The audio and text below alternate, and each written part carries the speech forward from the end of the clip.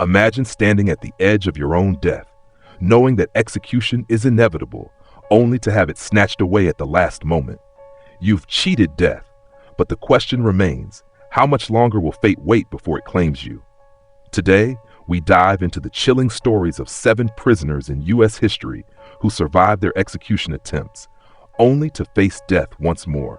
From botched executions to second chances on death row, these are the stories of those who lived through the unthinkable, but ultimately met their fate. Before we dive into this chilling tale, make sure to hit that subscribe button. Join us as we explore these haunting stories of survival, death, and the moral complexities of the death penalty. You won't want to miss what's coming next. Willie Francis. Our story begins in 1946 in Louisiana, where a young man named Willie Francis was convicted of a crime that would forever mark his life. At just 17 years old, Willie was sentenced to death for the murder of a pharmacist named Andrew Thomas. It was a brutal crime, a robbery gone wrong, but what happened next was even more shocking than the crime itself. The murder was a desperate act, driven by youthful impulse and a hunger for money. But it was the way justice would be meted out that would send shockwaves far beyond the small town where the crime occurred. In a time when the death penalty was seen as a necessary consequence for heinous acts, Willie Francis found himself caught in a twisted narrative of fate and failure. Little did he know, his encounter with the electric chair would be one of the most infamous episodes in U.S. execution history. On the fateful day of his execution, Willie was led to the electric chair, his eyes wide with the fear of knowing what awaited him. As he sat there, strapped in, the cold metal electrodes were carefully affixed to his body. The switch was pulled and the current surged.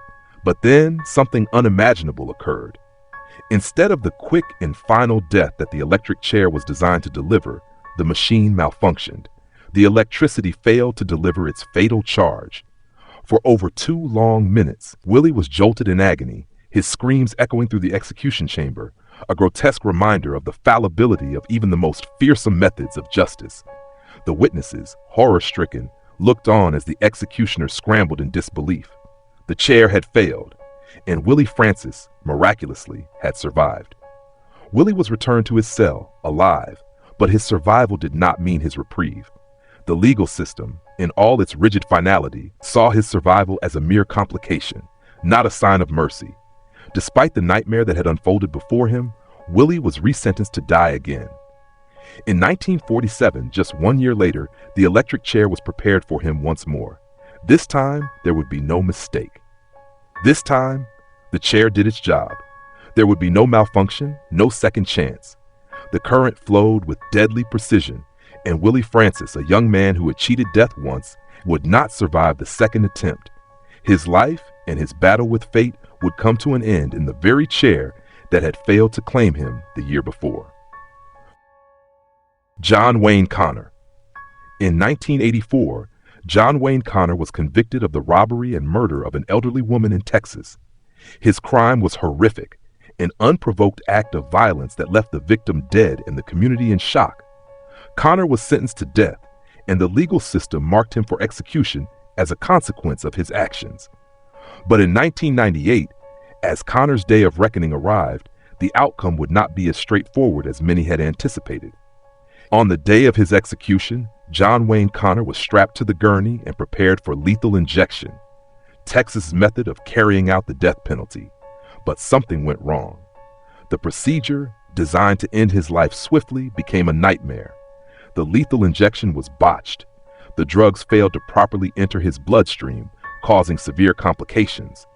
Connor was left in a state of agony, unable to breathe properly, as the executioners scrambled to understand what had gone wrong. For a brief, horrifying moment, it seemed as though Connor might survive this final moment, an escape from death that no one could have predicted. The botched execution led to an immediate postponement. Connor was rushed back to his cell, alive but facing an uncertain future. His survival, though, would not be for long. His case was reviewed, and while legal challenges were raised, the courts eventually decided that he would face death once more.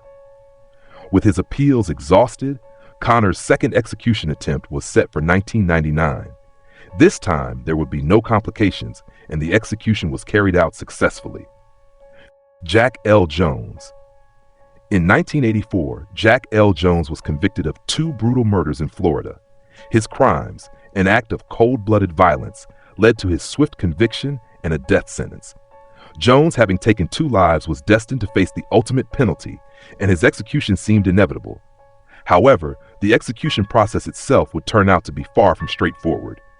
When the day of his execution came, Jones was prepared for lethal injection, Florida's chosen method of carrying out death sentences. Yet, as the procedure unfolded, something went terribly wrong. The lethal drugs failed to properly enter his bloodstream, and complications arose. Jones experienced severe physical distress, and the execution was halted before it could be completed. It was an unexpected and disturbing failure, a moment that left both the public and the authorities in disbelief. For a brief moment, it appeared as though Jack L. Jones had cheated death. The execution that was supposed to be swift and decisive had turned into a chaotic failure, raising questions about the reliability of lethal injection as a means of capital punishment. Following this botched attempt, Jones' execution was delayed. Medical complications were cited as the reason for the postponement, but the delay only served to heighten the controversy. As the legal system evaluated the botched procedure, the world watched with bated breath, wondering if Jones would ultimately escape the death penalty, or if he would face it again, as the state grappled with the fallout from the failed execution attempt. After nearly a year of delays and legal deliberations, Jones's new execution date was set for 1985. This time, the execution would proceed without incident. Jones was executed by lethal injection in a procedure that, this time, was carried out without complication. His fate was sealed, and he was added to the list of those who met their end after a failed attempt to execute them. His death, although inevitable in the eyes of the law, became a symbol of the fragility of the execution process itself. James Earl Ray. In 1968, James Earl Ray was convicted of assassinating the revered Dr. Martin Luther King Jr. in Memphis, Tennessee. His crime sent ripples through the nation, and the execution of the man who killed one of America's greatest leaders seemed inevitable. The murder of Dr. King was a pivotal moment in American history, one that sparked outrage, grief, and a call for justice. Ray's name would become synonymous with this moment of national trauma. But Ray's case was far from straightforward. In the years following his conviction, questions arose. Was he the true assassin? Was there a larger conspiracy at play? These questions didn't fade with time. They only grew louder. The investigation into King's death seemed in some ways incomplete. Ray's own admissions and retractions only fueled the mystery. He claimed to have been part of a larger plot, yet no concrete evidence was ever presented to support this. Legal challenges and shifting narratives surrounding his role in the assassination meant that his execution was delayed for decades. As Ray's case dragged on through the courts, the looming execution seemed more a question of when than if. Yet despite numerous appeals, public outcry, and Ray's repeated attempts to alter his story, James Earl Ray would never meet the fate that many thought was inevitable. Instead, he spent the remaining years of his life in prison, fighting legal battles and drawing public attention with claims of his innocence and shifting confessions. He would never face the death penalty, and in 1998, Ray died of natural causes, never seeing the day his fate was sealed. Terry Nichols. In 1995, the nation was rocked by one of the deadliest acts of domestic terrorism in U.S. history, the Oklahoma City bombing. The attack claimed the lives of 168 innocent people, including 19 children. The perpetrators, Timothy McVeigh and Terry Nichols, left a lasting scar on the American psyche. While McVeigh's execution would become infamous, Terry Nichols' case took a different path, one that would draw public debate and challenge the concept of justice itself. Terry Nichols, a co-conspirator in the bombing, was convicted and sentenced to death for his role in this horrific act. His crime was a brutal one, participating in a plot that ended countless lives and devastated a nation. Yet, unlike McVeigh, Nichols would never face the execution chamber.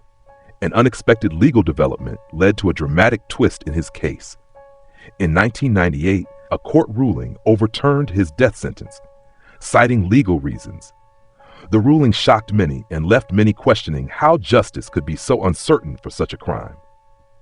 Instead of facing execution, Nichols was retried and, in 1999, received a life sentence without the possibility of parole.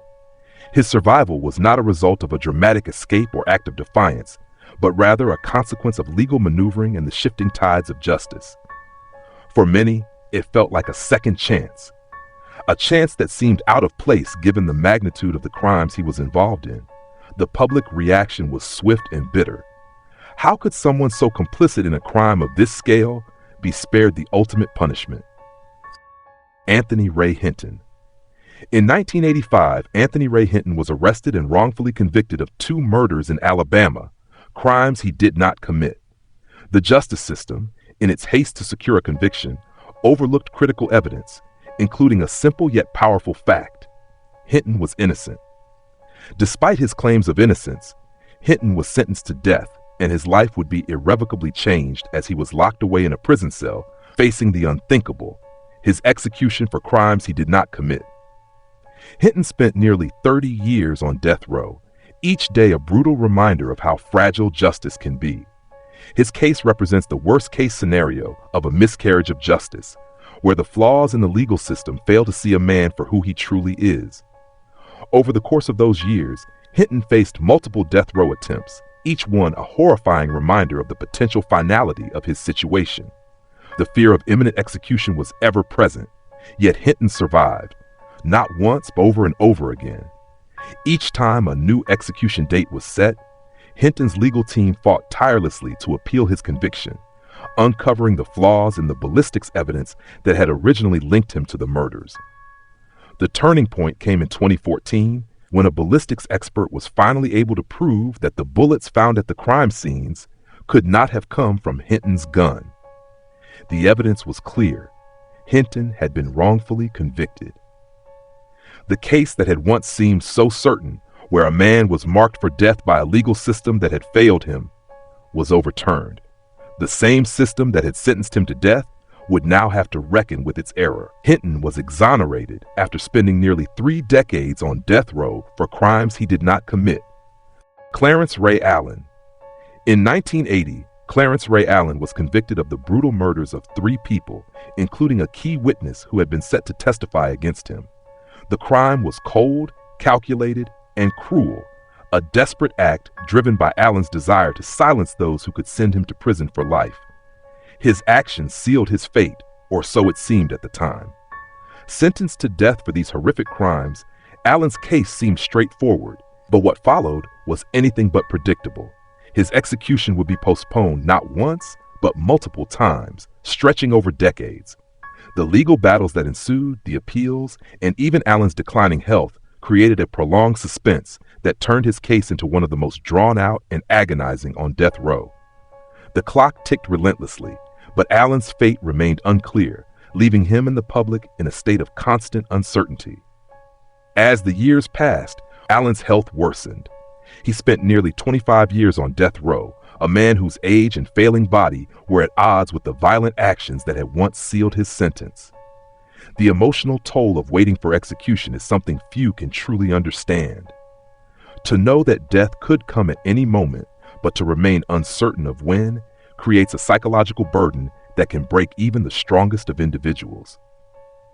In 2006, Clarence Ray Allen, then 76 years old, was finally executed by lethal injection. At the time of his death, he was the oldest person to be executed in California in recent years, a somber distinction that underscored the strange, drawn-out nature of his case. The prolonged delay in his execution, coupled with his age and deteriorating health, sparked intense debate about the ethics and practicality of holding someone on death row for such an extended period of time. As we reflect on the stories of these prisoners who survived execution attempts, we're left with a haunting question. What does it truly mean to cheat death? For some, it was a fleeting moment of hope, only to be followed by the inevitable. For others, it was a reminder of the flaws in a system that decides life and death. Each case presents its own moral, legal, and emotional complexities, raising doubts about the fairness and reliability of the death penalty itself. If you found these stories as thought-provoking and gripping as we did, don't forget to hit that subscribe button. Like this video if you want more deep dives into the dark corners of justice, and share it with others who may be interested in the chilling realities of the death penalty. Your support helps us continue to bring these powerful stories to light. Thank you for watching, and we'll see you in the next video.